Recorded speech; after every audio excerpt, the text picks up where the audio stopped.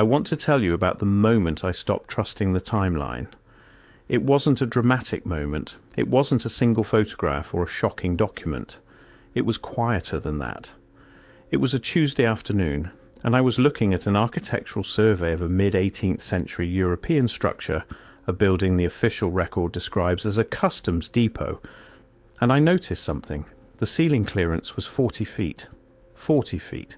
In a customs depot, built supposedly for horse-drawn carts and men with ledger books. I sat with that for a while, then I started looking at the adjacent structures in the same survey. Long parallel berths, covered walkways, massive mooring points along the exterior walls, rendered in the architectural drawings as hitching posts. Hitching posts for horses, except they weren't at ground level, they were at roof height, 3 stories up facing outward, into open sky. I closed the survey. I opened another, and another. The deeper I looked, the more the word customs depot began to feel like a translation of something else, a deliberate translation, a careful one. And that's where this investigation begins, not with planes, not with the Wright brothers at Kitty Hawk in 1903, not with the official certificates and newspaper clippings and grainy black and white footage we've all been shown since childhood.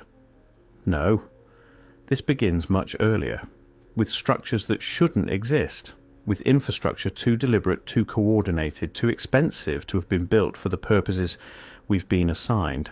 This is the story of the airports that existed before airports were supposed to exist. Stay with me. Let me ask you something that sounds obvious.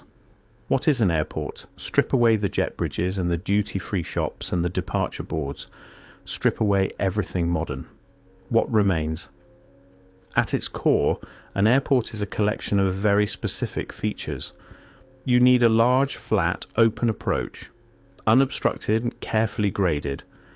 You need structures capable of sheltering enormous vehicles from weather. You need mast or anchor points for mooring. You need fuel and supply infrastructure. You need passenger processing, arrival, departure, waiting, transfer. You need administrative oversight. And you need it all to coordinate, to communicate with other nodes in a network. That's an airport. That's what the function demands. Now, with that definition in mind, that purely functional technology agnostic definition, I want you to look at a different category of structures entirely. Structures we've been taught to understand as something else. Warehouses, agricultural stations, military depots, exhibition grounds, rail marshalling yards. Because here's what I found. Again and again, across multiple continents, across multiple decades of the 18th and 19th centuries, there exist complexes of architecture that fit the functional profile of an aerial transit hub almost perfectly. Not partially, not vaguely, precisely, with a precision that becomes impossible to dismiss once you start tabulating it. Let me describe what a mid-18th century transit hub looks like, according to the official historical record. It doesn't exist. That's the answer. That's the entire answer. There were no transit hubs. There were coaching inns, port docks, river landings, modest, functional, scaled to human bodies and animal labour. That's what 1750 looks like, according to the textbooks. Now let me describe what I actually found. In Western Europe, there are dozens of large-scale enclosed structures dating to the early and mid-1700s that share a peculiar set of architectural features, features that have no satisfying explanation under the official timeline. Long, unobstructed interior spans of 50 to 100 feet, vaulted ceilings, external anchor points at elevation, wide, flat approach corridors, sometimes paved, sometimes cleared of all natural obstruction for extraordinary distances, drainage systems of enormous sophistication, channeling water away from what can only be described as loading surfaces. Loading surfaces, not warehouses. The proportions are wrong for warehouses. In a warehouse, you optimize for stackable vertical storage. You want walls close together, shelving, vertical height. What these structures optimize for is horizontal clearance, ceiling height, and lateral access. That is not a warehouse, that is a hangar. And here's the strangest part. Many of these structures appear in regional maps and surveys of the period under remarkably vague designations. Grand Depot, Civic Pavilion, Municipal Hall of Commerce. Descriptions so generic they communicate almost nothing for a period of history that was otherwise extraordinarily specific in its record-keeping, property records, tax assessments, land surveys of remarkable precision. These particular structures are documented in the haziest possible terms. The official explanation collapses here. It simply does. You cannot account for the dimensions, the layout, and the absence of detailed records with Civic Pavilion. That explanation breaks the moment you stand in front of one of these buildings and count the anchor rings. I need to talk about the photographs. I know what you're thinking. The 1700s predate photography. Daguerreotypes don't appear until the 1830s, and practical photographic technology as we understand it doesn't arrive until the mid-19th century. This is true. This is part of the official record, and I'm not here to dispute the chemistry. But there is a category of early photographic image, daguerreotypes, calotypes, album and prints from the 1840s, 1850s, 1860s. That shows something that the people taking those photographs apparently didn't think was worth remarking upon. Something so ordinary to them that they simply included it in the frame, in the background, on the horizon, half obscured by architectural detail. Large, elongated aerial forms, not birds, not clouds, elongated, cigar-shaped or rounded structures, sometimes with what appear to be gondola attachments beneath, sometimes moored, sometimes, in the most arresting examples, appearing to approach or depart from exactly the kind of large clearance structures we've been discussing. Now, the official history of lighter-than-air travel has a very clean narrative. Hydrogen balloon flight, the Montgolfier brothers, 1783. Steerable airships, dirigibles, not until the 1850s at the very earliest, and practically not until the 1880s and 1890s. Zeppelin technology, early 20th century. The timeline is presented as a clean, progressive development, but this raises a simple but critical question. Why do photographs from the 1840s, decades before steerable airships supposedly existed, occasionally show what appear to be more dirigibles against urban skylines? And why, when these images are raised, does the response from the academic and archival community tend to be not investigation, but dismissal? Photographic artifacts. Cloud formations. Processing errors. Not elongated cigar-shaped structures with visible gondolas, not objects moored at rooftop height, not things hovering in fixed positions relative to large civic structures. No. Cloud formations. The silence was deafening. Here is where the mystery deepens in a way I find almost impossible to rationalize away. The architectural features I've been describing, the long approach corridors, the elevated anchor points, the vast interior clearances, the suspiciously vague documentation, they are not confined to Western Europe. They repeat. They repeat across continents, across cultures, across what we are told were completely unconnected civilizations, with what I can only describe as unsettling precision. In North America, there are structures from the mid to late colonial period, structures predating the Revolutionary War, that share these proportions. Grand civic buildings in early American cities with ceiling clearances that far exceed any functional need described in the historical record. Some of these structures were later repurposed, converted to train stations when the railroad era arrived, then converted again, in some cases, to aviation terminals in the early 20th century. 3 separate transit modalities, 3 separate first uses, all in the same building. Why does a building designed in 1740 happen to be perfectly suited for a technology that supposedly wasn't invented for another 160 years? And then, when that technology is superseded, happen to be suited for the technology that came after that? The pattern repeats with unsettling precision. In South America, colonial-era administrative complexes with the same vaulted approach halls, the same overbuilt flooring, capable of bearing loads far in excess of anything a warehouse or government building would require. The same anchor points, the same mysterious drainage. In regions where the Spanish colonial record is otherwise extraordinarily detailed about every nail, every beam, every shipment of tile, these specific structures appear in the record as administrative complex and nothing more. In parts of Central Asia and the Russian steppe, structures associated with what some researchers have tentatively called the remnants of a prior administrative civilization. And here the word Tartaria enters the conversation, not as a defined empire, not as a mapped nation-state, but as a descriptor for something that existed before the current historical consensus, something that has been systematically reduced to cartographic margin notes and dismissive footnotes. These structures share the same vocabulary. Long horizontal spans, elevated mooring infrastructure, wide approach clearances, remarkable unnecessary precision. And here's the strangest part. The dates don't cooperate. Some of these structures are dated to periods when, according to the official record, the regions they occupy were either uninhabited, pre-industrial, or incapable of the engineering they represent. The dating itself is in many cases contested, not openly contested, not in journals or symposia, but quietly contested in the marginal notes of regional surveys, in the footnotes of architectural histories that most people never read.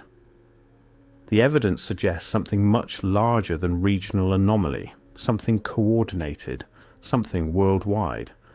And coordination in 1720 or 1740 or 1760 was supposedly impossible.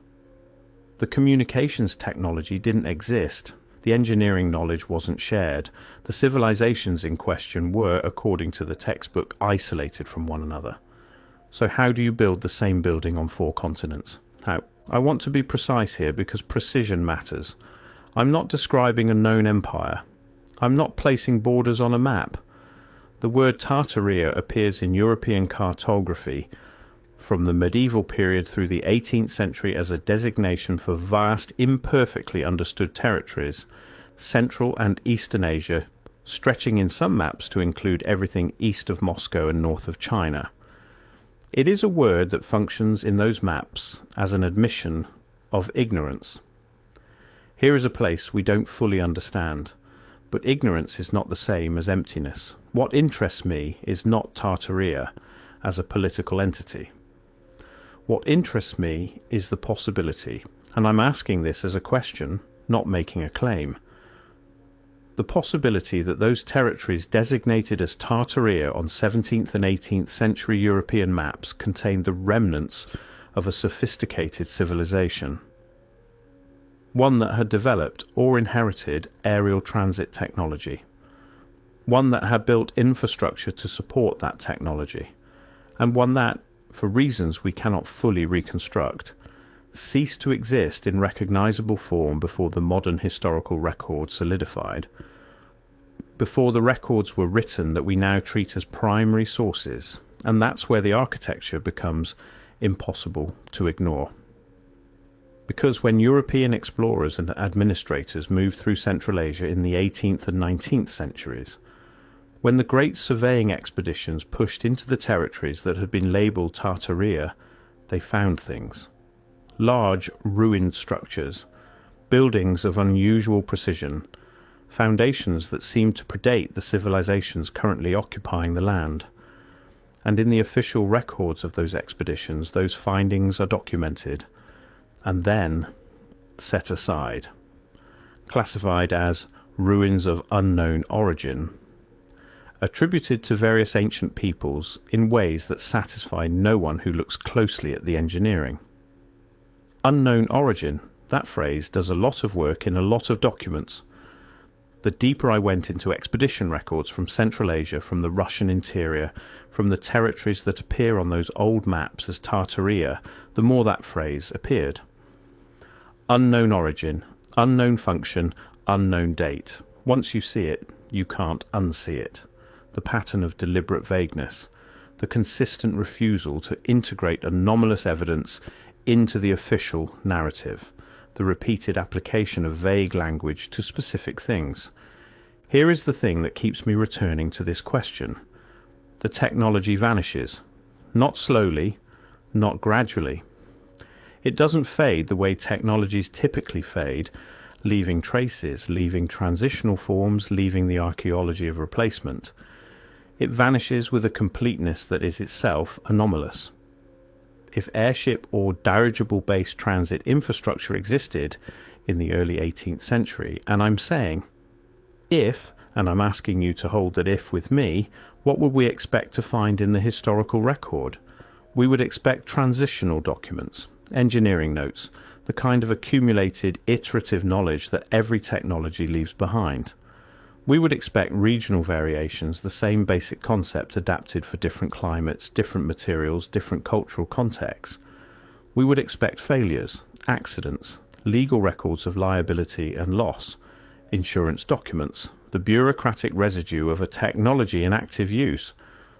What we find instead is silence, and when that silence ends, in the mid-19th century, what emerges is something described as entirely new. The balloon, the airship, the dirigible, all presented as inventions, as the origination of concepts that had never previously existed. But what if they weren't inventions? What if they were recoveries? What if the engineers and scientists of the 19th century who invented lighter-than-air flight were not originating ideas but rediscovering them? Working from fragments, from architectural evidence, from the kind of structures I've been describing, those overbuilt, vaguely documented, strangely proportioned buildings that were still standing in European and American cities, still waiting, still bearing their anchor rings and their impossible ceiling clearances. This raises a simple but critical question. How do you reinvent something that never fully disappeared from the landscape? How do you originate a concept when the infrastructure for that concept is still physically present in the cities you inhabit? The official explanation collapses here. It simply does. I want to talk about what happens to these structures over time. The pattern, once you see it, is consistent enough to constitute its own argument. Stage 1. The structure exists. It is large, precise, overbuilt for any stated purpose. It appears in surveys and maps under generic designations. It functions in some capacity that the official record does not clearly specify. Stage 2. A new transit technology arrives, rail, then early automotive, then aviation, and the structure is repurposed, not demolished, not rebuilt, repurposed, minor alterations, different signage, new function, old bones, the original architecture, those long clearances, those anchor points, those approach corridors, remains largely intact because it happens to be perfectly suited for the new use as well. Stage 3. The history of the structure is rewritten backward. The repurposed building is described as having been built for its new function, or its original function is described in terms compatible with current technology. Obviously, this was a precursor to the train station it eventually became. The wide corridors were designed for the volume of civic commerce. The original anomaly is absorbed into a new narrative. Stage 4. The original documentation, whatever specific records might have described the structure's true first function, is either lost, classified, or never consulted again. The archive closes around the comfortable explanation, like water around a stone. This is not conspiracy in the traditional sense. I'm not describing a room full of people deciding to lie. I'm describing something quieter and more pervasive. The tendency of institutions to prefer coherent narratives over anomalous evidence. The tendency of official history to sand down the edges of things that don't fit. The pattern repeats with unsettling precision, across continents, across centuries, in document collections from institutions that have never spoken to one another. The same vagueness, the same overbuilding, the same convenient subsequent repurposing, the same closing of archives. Not coordination, exactly, but something that produces the same result as coordination. And that is, perhaps, the most unsettling possibility of all. Let me return to the photographs. There is a category of early photographic image, and I've spent considerable time in digitized archives tracing these. where the object in the background, the anomalous aerial form, appears in images associated with known large clearance structures. Images taken from vantage points that suggest the photographer was documenting the building, not the sky. And yet there, in the sky, or above the roofline, or against the distant horizon, there is the form. Elongated, deliberate, too consistent in the shape across different images, different photographers, different cities, and decades to be a processing artifact. There are images from the 1850s and 1860s, the very early days of urban photography in Europe and North America, where these forms appear above structures that were, within decades, formally redesignated as transit hubs when rail technology arrived. The same buildings, the same skylines, the aerial form present in the earlier image, absent in later ones as the 20th century approached, and the technology of the images became more reliable, the archives more carefully curated. Why would an image processing artifact appear consistently above a specific category of building? Why would cloud formations cluster over structures with anchor rings at rooftop height? Why would the anomalies, whatever they are, appear in early photographs and then systematically disappear from the record as photographic technology improved and archival practices became more rigorous? The evidence suggests something much larger than coincidence. I'm not telling you what to believe. I'm showing you what I found. I'm asking the questions that I found impossible to stop asking once I started. Here is the question I keep returning to. If any part of this is true, if those structures were built for aerial transit, if the technology existed earlier than we're told, if the photographs capture something real, then who built it? And I want to sit with that question rather than answer it. Because the moment you answer it, the moment you name a civilization or a group or a power, you move from mystery into mythology. And I'm not interested in mythology, I'm interested in evidence. What I can say is this: the structures exist. They are physically present, many of them still standing, still bearing their anomalous features, still documented in surveys that you can access if you know where to look. The early photographs exist. The vague designations in the official record exist. The pattern of repurposing exists. Something built those structures. Something used them. Something, and this is the word I keep coming back to, something was lost. Not misplaced, not forgotten in the way that small things are forgotten. Lost in the way that requires active losing. The kind of loss that leaves behind only the physical evidence stripped of its context, relabeled, absorbed into a different story. The kind of loss that looks from a distance like it might have been intentional. I started this investigation with a ceiling height, 40 feet in a customs depot. I end it with a simpler question. What was in the sky, not what we're told was in the sky. Not the official inventory of 18th century aerial objects, which is, by definition, almost empty. But what was actually there? What were those anchor rings waiting for? What were those approach corridors leading to? What did the people who built those structures, the people who commissioned them, funded them, maintained them, operated them, what did they see when they looked up? Once you see the pattern, you can't unsee it. The long clearances, the anchor points, the vague documentation, the photographs with their inexplicable backgrounds, the structures that keep getting repurposed perfectly for every new transit technology that arrives, the archives that close, the records that thin, the word unknown appearing again and again in documents from expedition to expedition, continent to continent, century to century, unknown origin, unknown function, unknown date.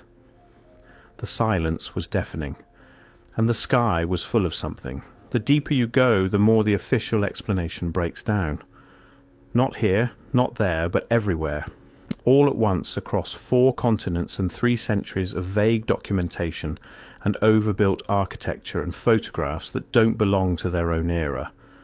This raises a simple but critical question. What do we actually know about the sky above 1740, about 1720, about 1690?